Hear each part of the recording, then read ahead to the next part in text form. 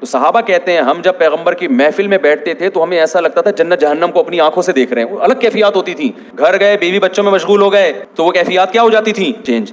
तो इससे साफ पता चलता है कि मोटिवेशन के लिए, अमल का जज्बा पैदा करने के लिए अल्लाह और उसके वजूद पर यकीन या जन्नत जहन्नम पे यकीन काफ़ी नहीं है। वो कैफियत पैदा करनी पड़ेगी कि जन्नत की लालच पैदा हो जाए, राल टपकना शुरू हो जाए, दिल की धड़कन तेज हो जाए, जहन्नम का ऐसा खौफ हो कि दिल कपकपाने लगे, फिर अमल होगा। तो दुम में आग लगाने के लिए उलमा कहते हैं दो काम कर लें आप। एक इस्तेहजार, जिस चीज़ को इंसान बार बार सोचता है ना वो आपके लाशूर का हिस्सा बनना शुरू। तो उलमा कहते हैं 24 घंटे में एक टाइम निकाल के ना सोचा करें, एक दिन फट्टे पे लेटा हुआऊंगा मैं, मौत का यकीन सबको है, इस्तेहजार नहीं है। सबको पता है मरेंगे। कोई आपको आके कहते हैं मरेंगे तो कौन सी कोई नई मालूमात दे रहा है, पता है मरेंगे तो क्या करूं मैं, मरेंगे तो चला फिल्म देखने चलते हैं। लेकिन अगर थोड़ी देर खोपड़ी इस्तेमाल करें बेटा, इसका मतलब पता है क्या मरेंगे का।